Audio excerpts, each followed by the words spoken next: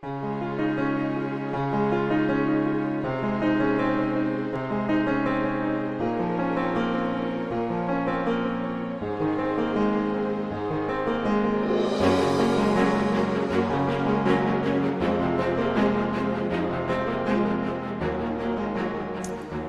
notre thème, le rôle des grands-parents dans la transmission de la mémoire. Nous avons trouvé une conférence de François-Xavier Bellamy sur le thème transmission et œnologie.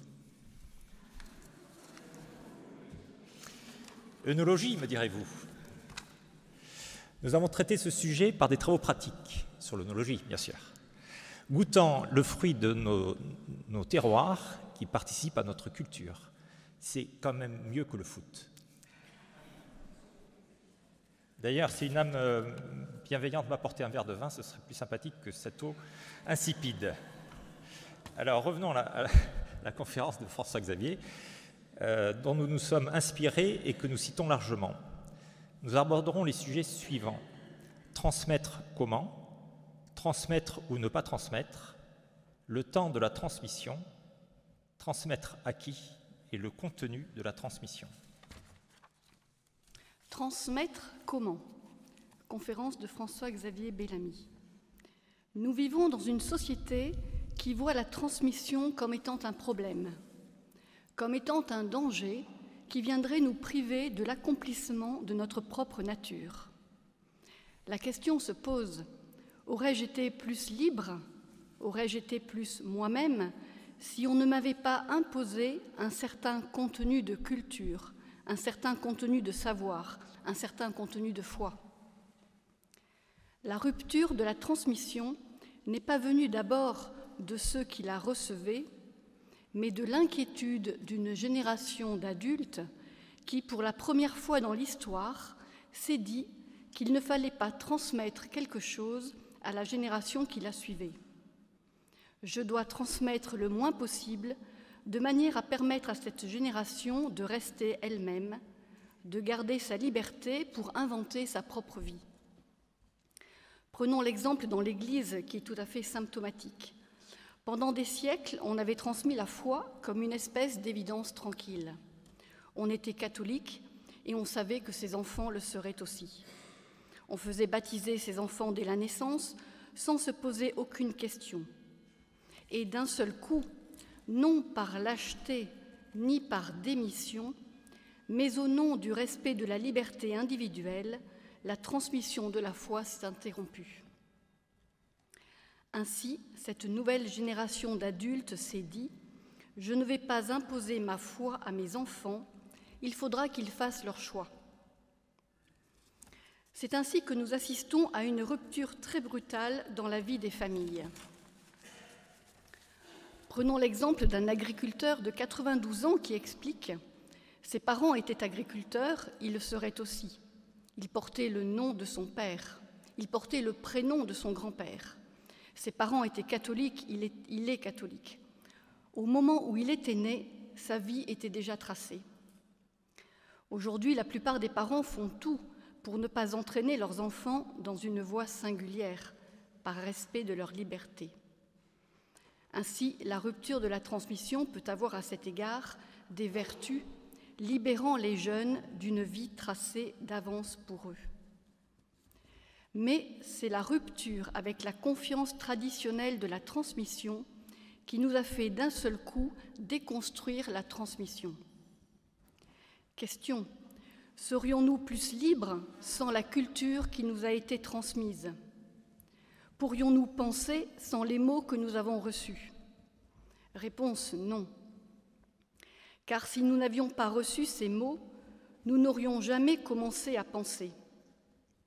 Chaque fois que vous parlez, que vous pensez, vous dites d'une certaine manière votre dette à l'égard de ceux qui vous ont précédés, à l'égard de ceux qui vous ont transmis leurs mots, pour que vous puissiez accomplir votre propre faculté de penser, votre propre capacité de parler. La culture est ce par quoi notre nature peut s'accomplir. La culture est ce qui nous fait être ce que nous sommes. Nous avons besoin des mots et de la culture pour parler, pour penser. Toutes nos pensées, nous les devons à cette culture. Transmettre ou ne pas transmettre. Notre civilisation est entrée dans une phase de déconstruction qui tend à défaire toutes ces références culturelles qui nous ont été imposées, nous dit François-Xavier Bellamy, qui poursuit. Un des aspects de cette déconstruction est très net avec la question du genre, par exemple. Qu'est-ce que ça veut dire que ce soupçon porté à l'altérité entre l'homme et la femme ? Les partisans de la théorie du genre ont regardé la différence entre l'homme et la femme comme étant une construction culturelle. Il faut déconstruire la culture pour retrouver la nature. Il faut déconstruire la transmission pour retrouver la liberté. Il faut déconstruire tout ce qui nous a été transmis, tout ce qui a été construit par la civilisation pour parvenir à redevenir absolument originaire dans la spontanéité immédiate de notre liberté première. Interrogeons-nous, suis-je chrétien seulement parce que mes parents l'étaient ? N'ai-je pas été privé de ma liberté de choix par le fait que mes parents m'ont transmis leur propre foi ? Cette transmission, vécue comme une sorte d'évidence pendant des générations, d'un seul coup est devenue problématique. Revenons à cette équation qui dit que tout ce qui est donné à la transmission est retiré à la liberté. Serions-nous plus nous-mêmes, serions-nous plus naturels si nous avions été préservés de ce qui nous a été transmis ? Cette équation, en somme, voudrait que l'homme soit un être d'immédiateté, conclut François-Xavier Bellamy. Erasmus est un magnifique concept. Terminer ses études dans un pays étranger pour grandir, s'assumer, voir un autre monde et au passage acquérir une langue. Ce concept, lorsque la transmission de la culture d'origine a été sciemment abandonnée, peut devenir une redoutable agence matrimoniale, multiraciale, multireligieuse, multicolore. Nous voyons se former des couples franco-chinois, catholico-musulmans, etc. Dans ce contexte nouveau, célébré dans la liesse générale, il est légitime de s'interroger sur la question de la transmission à nos petits-enfants. Peut-on priver nos petits-enfants d'une transmission qui, nous venons de le voir, est indispensable à leur construction et à leur développement ? Nous avons à relever de nouveaux défis en nous adaptant à la société actuelle, sans pour autant abandonner les valeurs fondamentales de la transmission. Le temps de la transmission. Nous vivons dans un monde fasciné par l'immédiateté, reprend M. Bellamy. Le monde ne s'accélère pas à cause des smartphones, mais à cause de notre désir d'immédiateté. Désir pour aller le plus vite possible de notre désir à sa satisfaction, de notre question à sa réponse. La vérité, c'est que pour répondre à cette équation, il nous faut, par le biais de notre expérience collective, affirmer une chose fondamentale qui est un peu en rupture avec le monde contemporain, c'est-à-dire affirmer que l'homme est l'être qui a la propriété de ne pas être immédiatement lui-même, que l'homme n'est pas un être d'immédiateté. Et c'est très difficile de mesurer toute la portée d'une affirmation comme celle-ci. Le premier principe de la logique, c'est le principe d'identité. Il consiste à affirmer que A égale A, qu'une chose est identique à elle-même. Pour l'homme, il n'en va pas exactement de la sorte. Aucun d'entre nous n'est encore absolument lui-même. Aucun d'entre nous ne coïncide absolument avec son être. Le défi de toute vie peut être de mettre en œuvre cette vérité, deviens ce que tu es. Il y a une expérience intéressante. Au début du XIXe siècle, on découvre un enfant de 15 ans qui a grandi dans les bois. Tous les Parisiens qui ont lu Rousseau se sont enthousiasmés. Fabuleux, on va voir l'homme parfait. On va voir l'homme dans son état naturel, un homme qui n'a pas été influencé par la société, ni perverti par l'expérience sociale. La déception est massive. Cet enfant ne reconnaît pas ses semblables. Il est incapable d'entretenir la moindre relation avec le monde extérieur. Au lieu de voir la perfection de la nature humaine, on voit une catastrophe absolue. Cet enfant est un échec de la nature. Et c'est pour cela que ses parents l'ont abandonné. Un médecin va faire le pari inverse. Il décide de recueillir cet enfant et d'en prendre soin. Il pense que cet enfant n'a pas été abandonné parce qu'il était imparfait, mais au contraire, il pense que cet enfant n'est pas accompli parce que, ayant été abandonné, il n'a pas été cultivé. Donc, confirmation que l'homme n'est pas précisément un être d'immédiateté, conclut François-Xavier Bellamy. La société de l'immédiateté a mis à notre disposition tout le savoir et la mémoire de la planète que l'on peut consulter en 2 clics sur Internet. Il y a 40 ans, on s'interrogeait sur l'effet de la vitesse sur le comportement humain. Aujourd'hui, cette interrogation est dépassée. La vitesse de transfert de données dans l'accès au savoir tend vers l'infini. Cet accès et ces transferts sont immédiats. On ne franchit pas les différences culturelles en 2 clics de souris, on n'est pas multiculturaliste. On est structuré par la culture qui nous a été transmise et que l'on a fait sienne en grandissant. L'immédiateté est omniprésente, elle transforme le comportement humain en nous rendant de plus en plus exigeants. Mais pour exiger quoi? Plus d'immédiateté? Pour quelle finalité? Il y a un véritable conflit entre cette course sans fin à l'immédiateté et la transmission au rythme lent de la croissance humaine. Quel est le rôle des grands-parents? Prophètes de la transmission ou copains qui a laissé tomber le flambeau, a abandonné le relais? Revenons à nos bambins. Transmettre à qui? De par instinct, le bébé humain est capable de prendre la nourriture qu'on lui tend, capable de manifester certaines choses. Mais il est incapable de parler, de penser, d'entrer en relation, d'imaginer et d'aimer. Pour accomplir toutes les capacités qui sont en lui, parce qu'elles lui appartiennent par nature, il a d'abord besoin de rencontrer un autre, de rencontrer l'altérité, il a besoin de rencontrer une autorité, par qui viendra jusqu'à lui la culture qui est comme le travail des générations qui l'ont précédé. Il a besoin d'un autre pour lui permettre d'accomplir sa propre nature. Nos parents n'ont pas produit en nous la capacité de parler.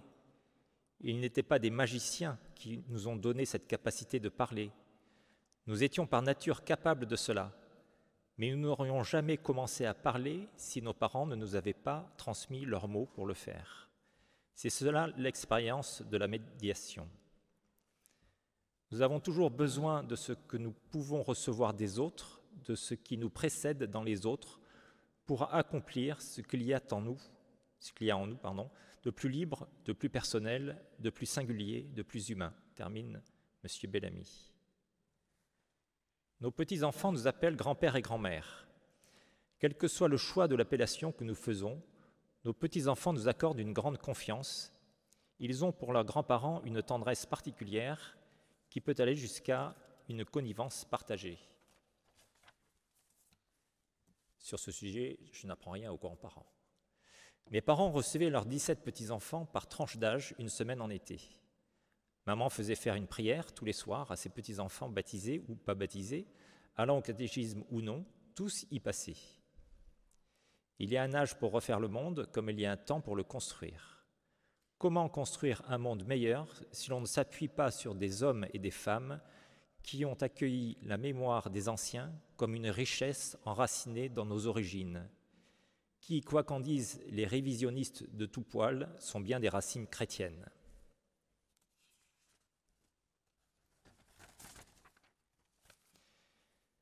Le contenu de la transmission. Saint Thomas d'Aquin affirme « Il est plus beau d'éclairer que de briller seulement. De même, il est plus beau de transmettre aux autres ce que l'on a contemplé que de contempler seulement. » Ma petite fille Gabrielle vient se blottir contre moi, comme savent si bien le faire les petites filles, et me dit « Grand-père, si tu veux que je te parle, il faut que tu me parles », alors que j'étais plongé dans une bande dessinée. La question est posée. Nos petits-enfants attendent de nous une attention adaptée à leur âge.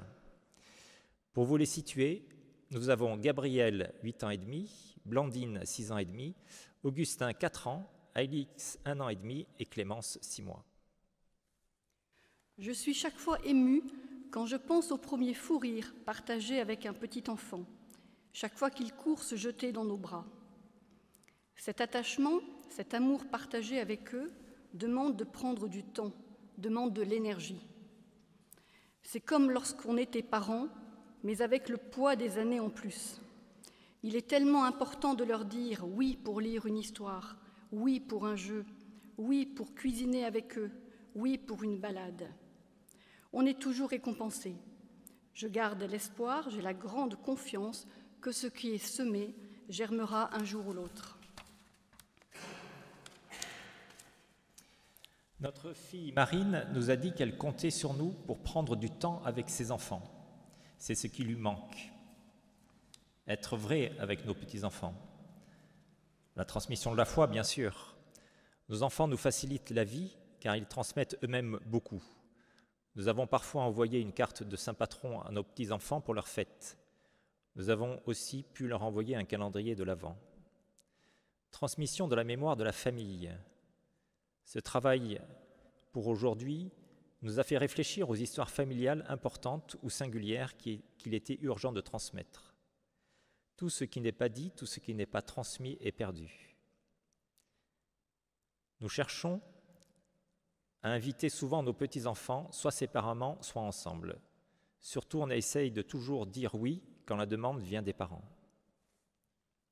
J'aime leur écrire des lettres ou cartes postales. On est sûr de leur faire plaisir.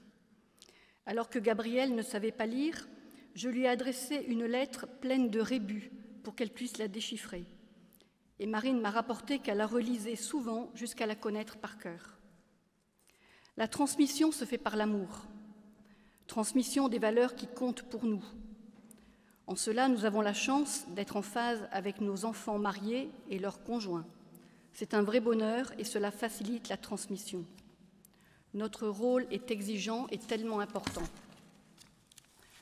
Je ne sais pas si j'ai raison, mais j'essaie de les valoriser, de leur dire notre fierté, de leur donner confiance.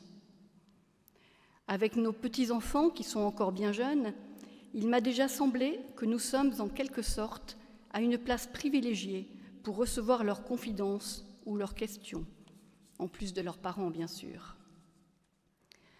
Peut-être que notre expérience nous permet de mieux mettre en pratique des conseils d'éducation, une certaine sagesse. En tant que parents, on partait au quart de tour quand nos enfants nous contredisaient ou se chamaillaient. Grands-parents, nous savons mieux apaiser les disputes. Nous arrivons un tout petit peu mieux à décoder leur langage, leurs demandes, à les faire parler. Quand l'un d'eux m'apporte un dessin et me demande « Tu le trouves beau, grand-mère ?» Évidemment, je ne vais jamais leur répondre non, mais j'essaie de dire « Waouh, je le trouve très lumineux » ou « Comme la maison que tu as dessinée est accueillante, j'aimerais y habiter ». Et parfois, tout contents, ils repartent finir leur peinture. Cet été, nous passons une semaine tous ensemble. Et comme notre maison à la montagne est bien trop petite, nous louons un gîte à côté. Nous gardons tous nos petits-enfants avec nous pour permettre à leurs parents de faire des grasses matinées. Je savoure déjà notre joie de les avoir dès leur réveil, seuls avec nous. En conclusion, c'est tout simplement si merveilleux d'être des grands-parents.